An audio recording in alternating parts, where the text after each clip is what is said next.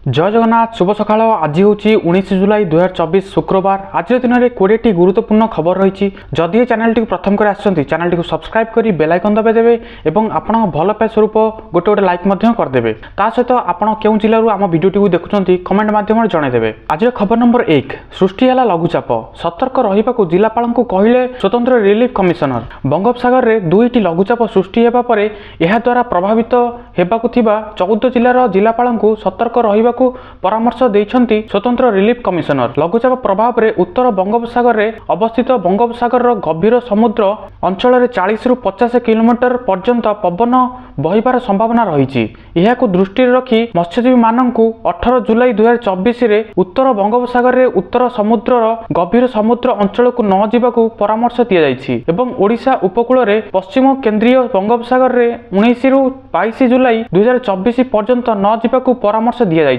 खबर नंबर 2 12 बगी लाइनच्युत मुख्य मृत्यु संख्या 4 को वृद्धि। चंडीगढ़ देब्रुगढ़ एक्सप्रेस प्राय 12टी बगी गुरुवार यूपी गोंडा ठारे लाइनच्युत होई दुर्घटनाग्रस्त होईछि। एही दुर्घटना रे वर्तमान सुधा 4 जनकर मृत्यु घटिथिबा बेले प्राय 20 रु अधिक यात्री गुरुतर होइथिबा सूचना मिलिछि। एथिसह अनेक लोक आहत होइथिबा जणा पड़िछि। रेलवे एवं पुलिस फोर्स घटना रे पहुंची उद्धार कार्य आरंभ करिसेंती। आगकू बढ़ी पारे बोली अनुमान करा जाउछि। खबर नंबर 3 अलगा होई गले नताशा हार्दिक। सोशल मीडिया रे कले घोषणा। टीम इंडिया ऑलराउंडर खिलाड़ी हार्दिक पांड्या और तांको पत्नी नताशा अलगा हो जाइछंती। उभय गतकाली निजर छाड़पत्र बाबद में सोशल मीडिया रे एक पोस्ट शेयर करी सूचना देइछंती। नताशा एक सोशल मीडिया पोस्ट रे लिखिछंती जे उभय पारस्परिक संपत्ति सहित अलगा हो जाइछंती। हार्दिक एवं नताशा 2020 रे विवाह करथिले किंतु वर्तमान प्राय 4 वर्ष हे दुहे अलगा हो जाइछंती। नताशा तांको पोस्ट रे पुओ अगस्त्यंक विषय रे मध्य उल्लेख करिछंती। नताशा इंस्टाग्राम रे एक पोस्ट शेयर करिछंती। से लिखिछंती प्राय 4 वर्ष परे हार्दिक एवं मु पारस्परिक सहमति रे अलगा हेबाकू निष्पत्ति नेइछि। आमे दुहे एकाठी रही निजर सर्वश्रेष्ठ समय देइथिलु। खबर नंबर 4 यूपी भाजपा रे all in not well. Bharat देश रे उत्तर प्रदेश रे चलिथिबा राजनैतिक अस्थिरता केवल लोकसभा निर्वाचन 2024 फलाफल पर ही खबर रे अछि। प्रकाश जे उत्तर प्रदेश भाजपा रे कलह पर हाईकमांड को आगकू आसी निज हाथ में कमांड नेबाकू पड़िला। सर्वसाधारण प्लाटफॉर्म रे विरोधी स्वर उत्तोलन न करिबा यूपी नेता मानकू हाईकमांड निर्देश देइछंती। खबर नंबर 5 श्रीजीउंको अधरपण नीति संपन्न। गुरुवार श्रीजीउंको अधरपण नीति संपादित होईछि। पानिया आपट सेवक माने अधर हांडी रे पानी भर्ती करथिले। परे साची छेना सर नबात क्षीर कदली लवंग गुजराती आदि द्रव्य रे पणा प्रस्तुत होइथिला। महासुआर पंच उपचार रे पणा पूजा करथिले। भोग परे पार्श्व देवादेवी और चंडी चामुंडा को संतुष्टि करने उद्देश्य रे रथ उपरे अधर हांडी भंगा जाइथिला। एही नीति देखिबा पई लक्षाधिक भक्तों समागम होइथिला। खबर नंबर 6 36 खंड भोट रे हारी गले। एबे अनंतक विरोध रे हाईकोर्ट गले जगन्नाथ। गत निर्वाचन रे भुवनेश्वर मध्य निर्वाचन मंडली रे कांटे की टक्कर होइथिला। सभींक होश उड़ी जाइथिला निर्वाचन रे फल।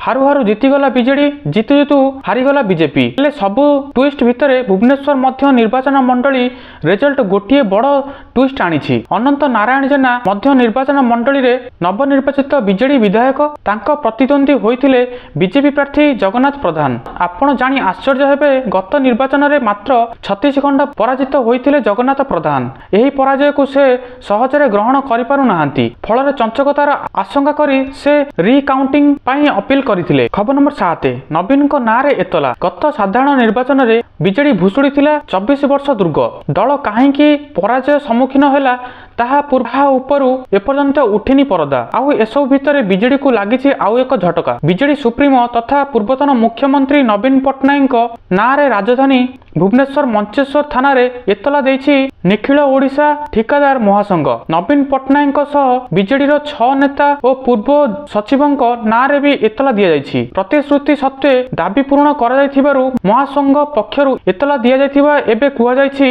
अभियोग अनुसार 2019 रे लोयर पीएमजी रे 10 दफा दाबी नहीं महासंघ पक्षरु आंदोलन करा जाइथिला। एहाने सूचना रहिछि। खबर नंबर 8 कांग्रेस सह मेंट करिवो बीजेडी। जातीय गणमाध्यम रे चर्चा आरंभ लोकसभा 242 आसन जीतिथिबा भाजपा हुएत नीतीश कुमार चंद्रबाबू नायडू एबे विचार पासवान भली सहयोगी सहायतार संख्या गरिष्ठता अतिक्रम करिथाई पारे किंतु राज्यसभा भाजपार संख्या गरिष्ठता नाही। एहीपरि एनडीए सहित भाजपा संख्या गरिष्ठता ठारू एबे दूर रे जे जुलाई 2022 रु आरंभ हेबाकू थिबा मौसुमी अधिवेशन रे भाजपा को निज पदक्षेप पसंदर गोटे भी बिल पारित हेबा पई बहु संघर्ष करबाकू पड़िबो। एहार एकमात्र कारण हेउछि लोकसभा निर्वाचन जेउठारे भाजपा निजर नेता मानकू शत्रु करि दैछि जेउ माने असुविधा समय राज्यसभा रे बंधु थिले। खबर नंबर 9 आहार केन्द्र रे खाई मंत्री कले बड़ घोषणा बंद हेबनी आहार योजना पूर्व सरकारक समय रे आहार होइथिबा लोकप्रिय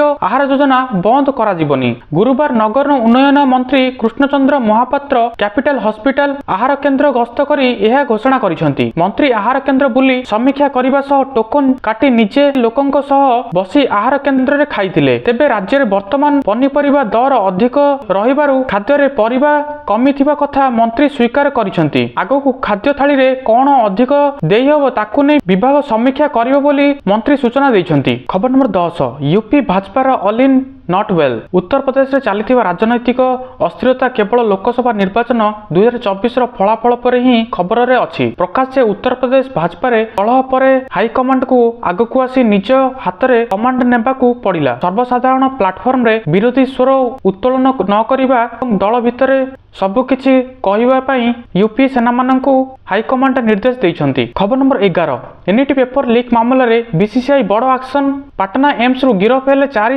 डाक्तरी छात्र।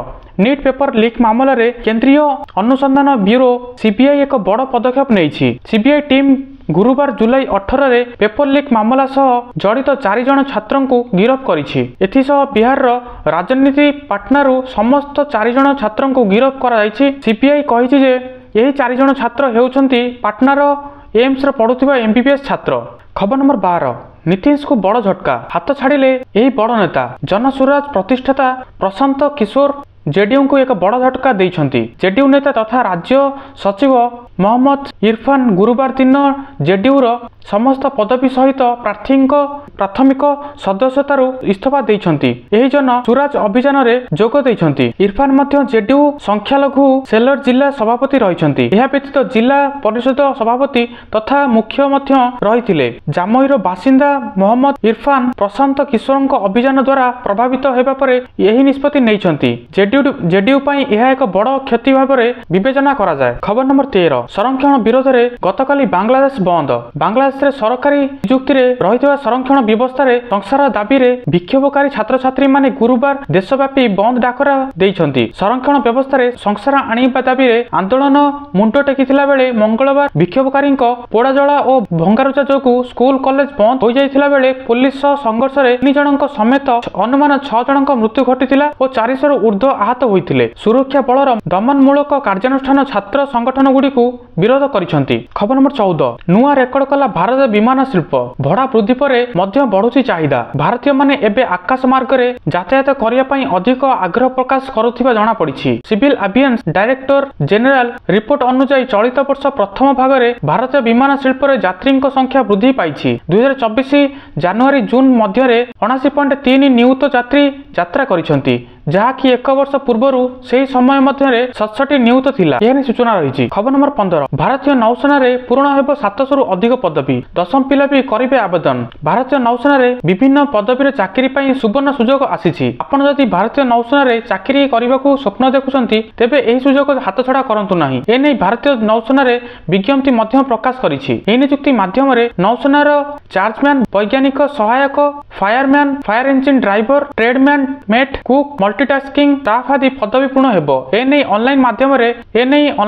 रे आवेदन करबाकू पड़िबो। एनै उभय पुरुष और महिला आवेदन करि परिबे। 10म पास करिथिबा पिला मध्य एहार सुजोग नै परिबे। एही नियुक्ति माध्यम रे 700 रु अधिक पदवी पूर्ण हेबो। योग्य आग्रही प्रार्थी माने भारतर नौसेना ऑफिशियल वेबसाइट joinindianavy.gov.in को जाई आवेदन करि परिबे। खबर नंबर 16 3 कोटी घर देबे सरकार सहायता राशि भी बढ़िबो। तृतीय थर पई प्रधानमंत्री भाबे कार्यकाल आरंभ करिसेंती नरेंद्र मोदी। आ कार्यभार आरंभ करू करू बड़ घोषणा करथिले प्रधानमंत्री। कार्यकाल आरंभ करिवार प्रथम कैबिनेट बैठक में प्रधानमंत्री आवास योजना अधीन 3 कोटी घर निर्माण जोगाइबाकू अनुमोदन कराଯାଇଛି। खूब शीघ्र एने प्रक्रिया मध्य आरंभ कराଯାଇଛି। पीएम आवास योजना रे घर पाइबा पई ऑनलाइन रजिस्ट्रेशन मध्य आरंभ होइथिबा जणा पड़िछि। देश रे जेपरि कोन भी बासगृह वंचित हेबो नाही ताहा निश्चित करिया पई प्रधानमंत्री आवास योजना आरंभ कराଯାଇଛି। आउ देश रे कोटी कोटी जनता एहार लाभ उठाउछंती। आउरी अनेक लोक मध्य एहार लाभ उठाइबाकू जाउछंती। खबर नंबर 17 सुभद्रा योजना को नहीं बर्षिले महिला कहले निर्वाचन पूर्व गोटे कथा पर अन्य कथा। सरकार परिवर्तन